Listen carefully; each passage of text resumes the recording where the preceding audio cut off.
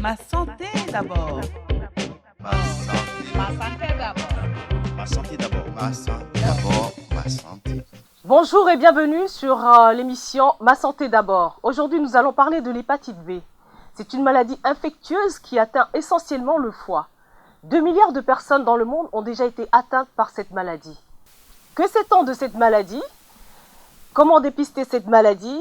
Quels sont les traitements et les risques inhérents à cette maladie? Pour en parler, nous recevons aujourd'hui le docteur Abdon Goudjon. Oui, bonjour. Vous êtes administrateur, président de l'association Icambéré. Absolument. Vous allez nous parler de votre association tout à l'heure. Bien volontiers. Nous recevons à côté le docteur Nicolas Vignier, infectiologue à l'hôpital de Melun. Bonsoir. Merci docteur d'avoir accepté notre invitation. Merci à vous. Pour commencer, je vous propose de regarder une vidéo qui présente l'hépatite B.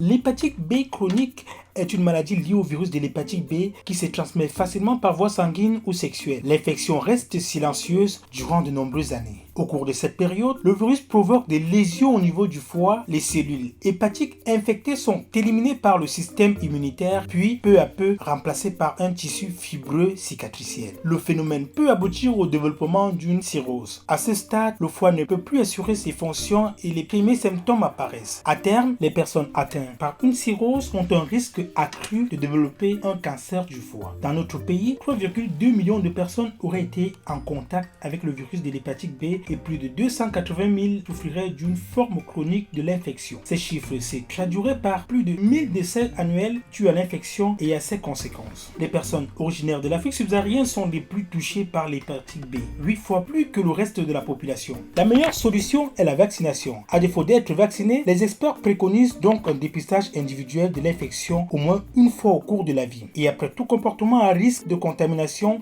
rapport sexuel non protégé, voyage prolongé dans une zone endémique. Beaucoup d'espoir existe autour de l'arrivée du nouveau traitement antivirus de l'hépatite B. Il serait probablement difficile de réussir complètement à l'éradiquer, mais les chercheurs travaillent dans ce sens. Qu'est-ce que l'hépatite B et pourquoi les Africains sont-ils les plus touchés par cette maladie?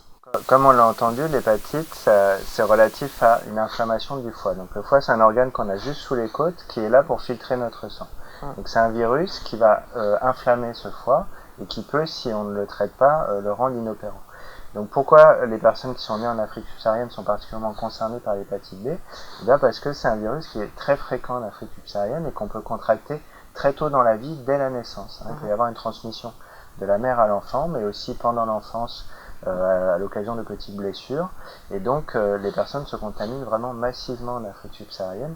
Et on estime que c'est près d'une personne sur deux qui vont être en contact avec ce virus et dont environ 5% pourront vivre avec cette maladie chronique au long cours. Non, je trouve que ce qu'a dit le docteur Nicolas Vignier me paraît absolument précis.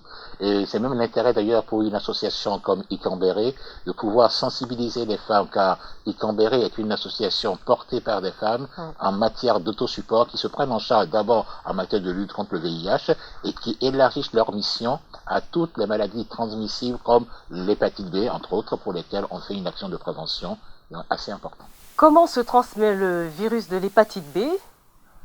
Que savons-nous de cette maladie? Nous avons posé la question dans la rue. Je vous propose de regarder.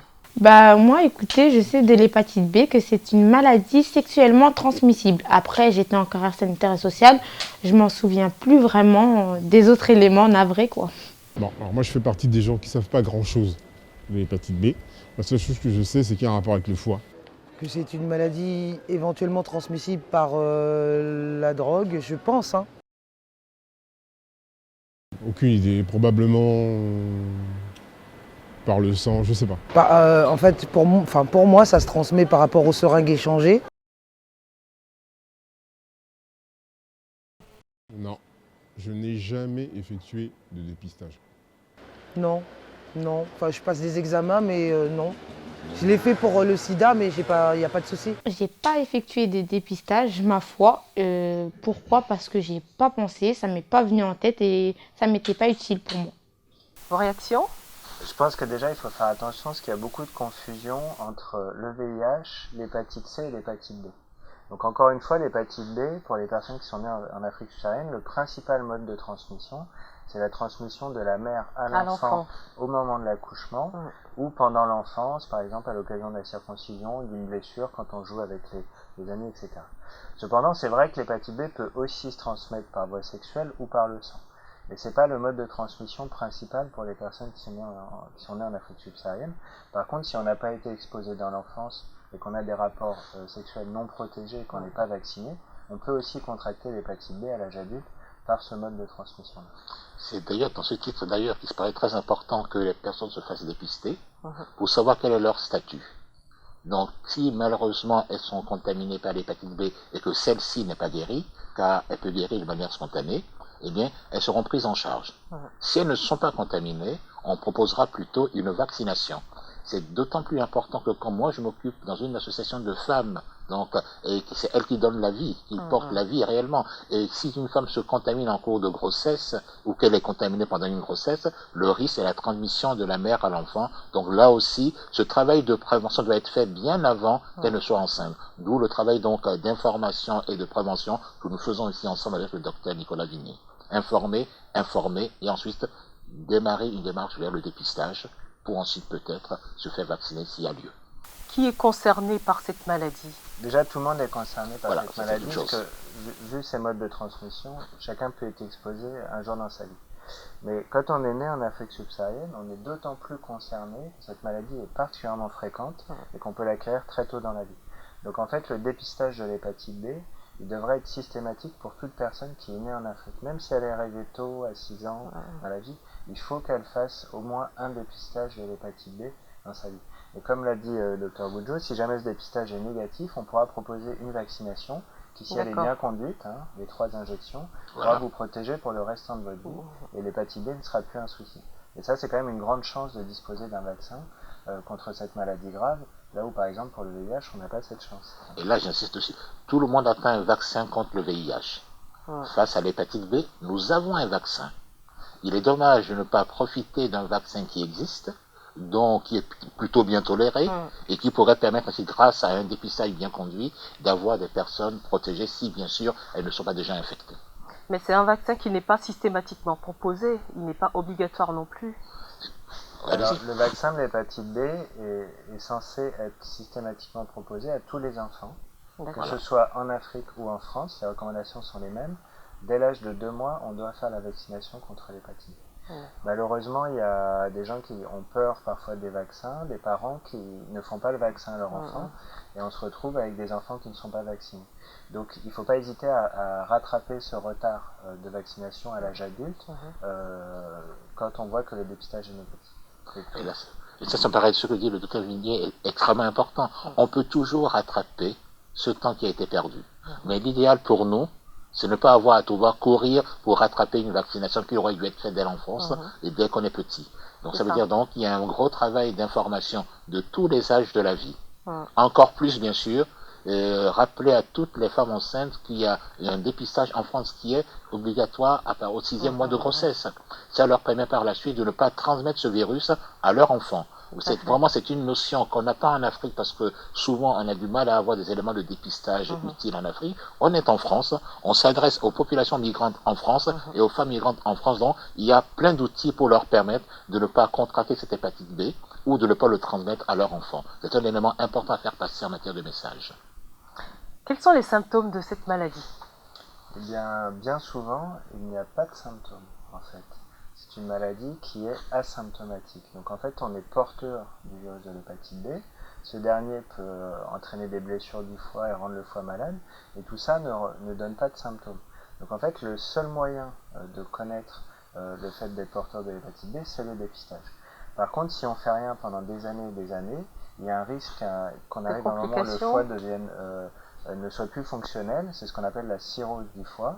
Et la cirrhose du foie, c'est une maladie en soi qui peut donner des œdèmes, qui peut donner des complications, et qui surtout fait le lit du cancer, et qui est un des principaux facteurs de risque du cancer du foie, qui est une maladie évidemment gravissime, comme vous pouvez l'imaginer. Vous voyez donc, une vaccination peut éviter tout ceci. Tout à fait. Voilà pourquoi donc à chaque fois donc, je rebondis sur les propos du docteur Vignier pour rappeler donc les éléments de protection, dépister, vacciner. Ce sont 2 maîtres mots qui vont accompagner notre émission aujourd'hui. Et votre association Ikambere, Oui. quelle est votre action sur le terrain réellement et l'impact que ça a? Est-ce que vous... Bien sûr, je peux vous en parler. Cette association est d'abord née des conséquences malheureuses du VIH concernant les femmes. Ouais. Donc, elle est partie autour du VIH et aujourd'hui, on s'est rendu compte qu'il va falloir élargir les possibilités d'offres de services en matière de santé à toutes ces femmes qui nous font confiance. Et on a commencé par le VIH et aujourd'hui, on se rend compte qu'on a pris en charge beaucoup de femmes, mais on a oublié de prendre en charge ces femmes autour de l'hépatite B. D'où le travail que l'on fait aujourd'hui en matière de prévention, s'assurer qu'elles connaissent leur statut aussi en matière d'hépatite B. Ont-elles été contaminées? N'ont-elles pas été contaminées? Donc, ont-elles été dépistées? S'il y a un dépistage qui s'avère positif, donc, quels sont les traitements de prise en mise en place? Si ça s'avère négatif, alors, on leur proposera, comme à toutes les autres, une vaccination avec un élément précieux, c'est qu'il n'y ait pas de transmission de la mère à l'enfant. On peut l'éviter en France, on a les moyens de le faire, il est bien de le faire passer à toutes les femmes, quelles qu'elles soient africaines ou non africaines, qu'elles soient migrantes ou non migrantes. C'est un enjeu important que porte l'association Ikambere. Je vais vous proposer d'écouter l'avis d'une personne, son avis sur la maladie.